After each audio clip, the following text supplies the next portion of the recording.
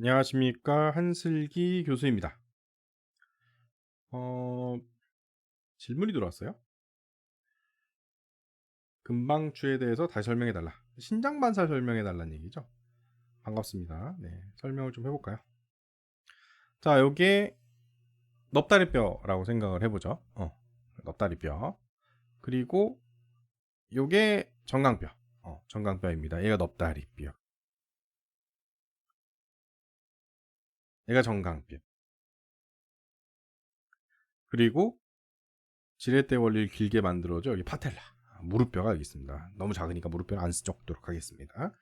그럼 쿼드립셉스가 넙다리 네갈래 근육이 이렇게 돼 있다가 끝에 쭉 가서 힘줄로 연결되어서 정강뼈의 거친 면에 붙어 있게 됩니다. 이렇게 돼 있다는 얘기는 대충 이 사람이 현재 뭐 의자에 앉아 있겠죠. 그죠?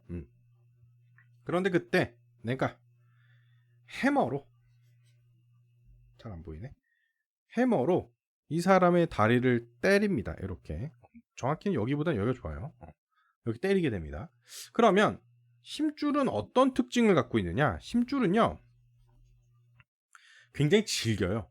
그러니까 길이 변화가 거의 없어요.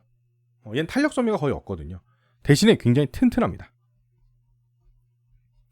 그러니까 때린다고 해서 얘가 끊어질 정도는 아니에요. 그리고 끊어질 정도로 때리면 안 돼요. 알았죠? 때렸단 말이야. 그래서 길이 변화는 없는데 튼튼해. 근데 때렸으니까 얘가 무슨 용거리 통뼈도 아니고 얘는 힘줄이잖아. 그러니까 어떻게 될까? 휘겠죠? 이렇게 휘겠죠? 그죠? 휠 거다. 휠 거란 얘기는 그만큼 길이가 어떻게 된다는 얘기예요. 늘어나 줘야 된다는 얘기죠. 근데 안 늘어난다니까, 길이가. 얘는 길이가 안 늘어나는데 길이가 늘어나야 된다. 그 얘기는 얘는 길이가 변하지 않지만 누가 여기 연결되어 있는 누가 근육이 늘어나 줘야 된다. 여기가 안 늘어나니까 야, 안 늘어난다. 안 늘어나니까 누가 근육이 늘어나 줘야 된다. 근데 그 근육 안에는 뭐가 들어있다? 방추들이 들어있다. 스플렌이 들어있다. 그러면 얘네들이 늘어나 줄 때, 근육이 늘어날 때 안에 있는 방추들도 같이 늘어나고, 거기에 방추들이 늘어나는 신호가 어디로 갑니까? 척수 안으로 들어가죠. 감각 정보니까 뒤로 들어가겠네요. 그리고 사이신경을 거쳐서 앞으로 나옵니다. 자, 우리가 기억해야 될 건 이완된다는 신호는 없어. 우리 인체 이완해라 라는 신호 없어요. 수축해라 라는 신호밖에 없어요. 수축하지 말아라 라는 신호도 사실은 없는 거지. 그냥 수축하라는 신호가 없으면 수축하지 말라는 거지. 그죠? 여기를 때려서 사이신경을 지나서 뭔가 나왔다는 얘기는 얘는 모터잖아요. 알파 모터 뉴런이잖아요. 그러니까 얘가 때렸다는 얘기는 뭐예요? 근육은 수축할 거란 얘기죠. 수축할 거란 얘기입니다. 길이가 짧아질 거다. 그러면 얘가 길이가 짧아지면 여기 연결되어 있는 힘줄이 늘어날 수 있어? 아, 못 늘어나. 얘 길이 짧아지는데 못 늘어나. 그럼 못 늘어나니까 그냥 당겨오기만 하는 거야. 그럼 어떻게 될까? 다리가 올라가겠죠. 아래 다리가 올라가고 무릎은 펴이 될 겁니다. 자, 올라갔더니 근육이 어떻게 됐어? 짧아졌네. 그지? 짧아졌잖아. 근육이 올라갔으니까. 전체 길이가 짧아지잖아요. 전체 길이가. 짧아지기 때문에 늘어나는 것에 반응하는 근방추는 더 이상 반응하지 않는 거죠. 더 이상 반응하지 않으니까 이 정보가 가지 않겠죠. 이 정보가 가지 않으니까 당연히 근육을 수축하라는 정보도 더 이상 가지 않겠죠. 그럼 어떻게 될까요? 올라갔던 다리는 수축하라는 명령이 끝나니까 당연히 더 이상 무릎형을 유지할 수 없겠죠. 왜? 우리는 중력하에 살고 있으니까요. 아래 다리에 무게가 있으니까요. 결국 올라갔던 다리는 다시 떨어져야 됩니다. 그래서 우리가 망치로 한 번을 때렸다면 이 신장반사, 스트레치 리플렉스, 뻗침 반사 다 같은 말입니다. 이 스트레치 리플렉스에 의해서 다리가 한번 올라가고 다리가 다시 내려오게 됩니다. 여기까지 이해하셔야 됩니다. 자, 그리고 반대로 이게 뭐라고요? 이게 자가수축이죠. 자가수축이 일어나는 거고요. 글이 좀 잘리네? 작게 적어주면 되지 뭐. 자가수축이 일어나는 거고요. 얘가 자가수축이 될 때 여기서 끝나는 게 아니라 신호가 하나 더 가죠. 더 간다고 해야 되나? 더 안 간다고 해야 되나? 가던 신호도 약하게 만들죠. 그러니까 우리가 근육이 평상시에도 긴장하는 최소한의 신경 정보가 가고 있잖아요. 가고 있는데 이게 약화됩니다. 그러니까 안 간다는 얘기죠. 한마디로 억제된다는 얘기지. 신호가 신호가 0이 된다는 건 아니야. 근데 약화된다는 얘기지.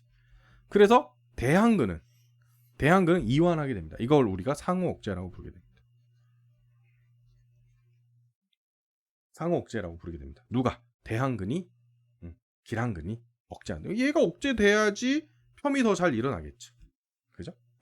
그래서 우리가 자가 수축과 상호 억제에 대한 이해를 꼭 하셔야 되겠습니다. 더불어서 이게 끝이 또 아니죠. 반대쪽으로도 가죠. 자, 반대쪽으로는 자극이 들어온 놈이 누구예요? 편근에서 들어왔죠. 그래서 편근의 자가 수축, 구핀근의 상호 억제를 만들었죠. 이게 왼쪽이죠, 지금. 오른쪽에서는 반대입니다. 오른쪽에서는 편근이 억제가 되고요. 그리고 구핀근이 촉진이 됩니다. 우리 인간이고 뇌간, 대뇌의 지배를 받기 때문에 이게 일어난다 하여 반드시 내가 이쪽을 구부리면 이쪽은 펴진? 이건 아니에요. 근데 그런 기운, 그런 투표자의 한 표가 늘어나고 있다. 어떻게? 상호 억제적으로? 자가 수축해서? 이건 뭐라고 하지? 반대측 뭐 있잖아. 나 갑자기 기억이 안 나는데. 미안합니다 교수가. 하여튼 기억 안 나는데 니네가 찾아라. 알았지? 반대측은 반대로 나오게 됩니다. 한번 간단하게 다시 한번 정리를 해보면, 작게 하는 게 아니라 작게 하지 말고 페이지를 넘겨줄래? 고맙다. 자, 그래서 한번 간단하게만 정리해보면, 자극받은 곳은 누구냐? 왼쪽에 편근이 늘어났다. 그때 어떤 일이 일어나겠느냐? 이쪽이 왼쪽이죠? 이쪽이 오른쪽이고요. 그리고 이걸 편근 그룹이라고 할까요? 있어 보이게 영어로 적어볼까?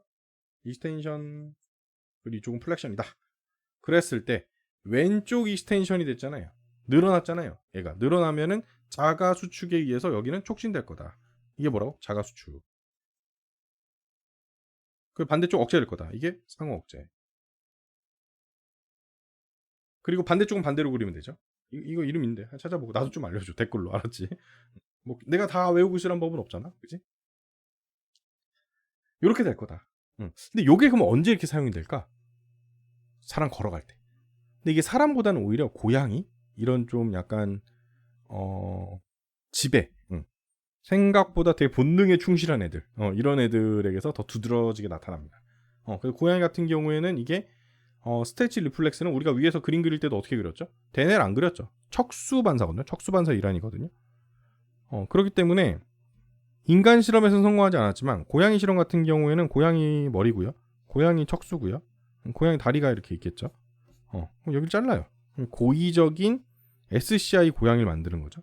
이렇게 SCI 고양이 불쌍해라 하여튼 만들어가지고 고양이를 트레드밀 위에서 걷는 훈련을 시켜요. 처음에는 치료사가 뻗고, 그러면 이게 자동으로 굽혀지겠죠. 왜? 여기를 자른 거지 이 아래는 살아있거든요. 이걸 뻗쳐줬으면 이건 자동으로 구부러진다고. 그러면 이게 뻗쳐진 다음에 얘가 구부러지면 트레드밀이 가죠. 그럼 자동으로 얘가 또 뻗지면 얘는 구부러지고.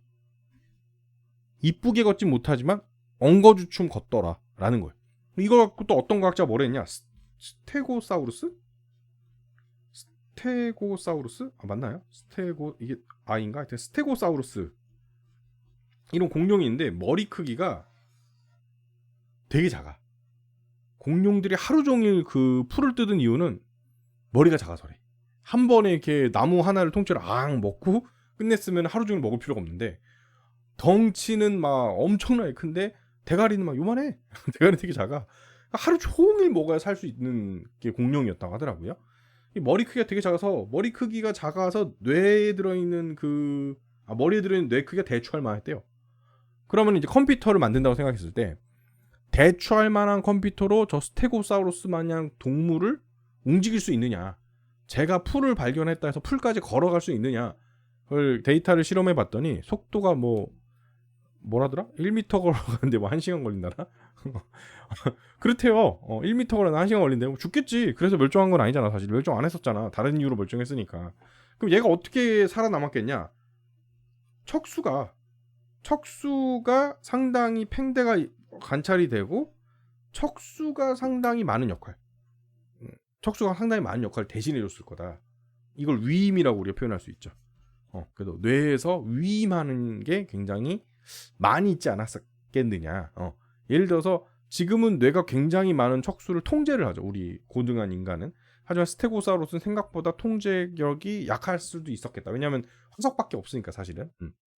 그래서 걷자라는 명령을 내리면 우리가 방금 배웠던 이런 뻗침 반사에 더 의존해서 척수가 걷지 않았겠느냐 라는 걸 주장하는 과학자도 있습니다. 재밌죠? 재밌으면 좋겠네. 혹시 제가 잘못 설명한 거 있거나 아니면 아까 얘기했다시피 좀 부족한 면이 있으면 좀 댓글로 남겨주시면, 잘못한 거 있으면 잘못했습니다 용서해주세요 그게 맞습니다라고 답변 드리고, 부족한 거 있으면 역시 훌륭합니다 라고 또 칭찬하면서 화기애애하게 공부했으면 좋겠습니다. 또 질문 있으면 또 남겨주세요.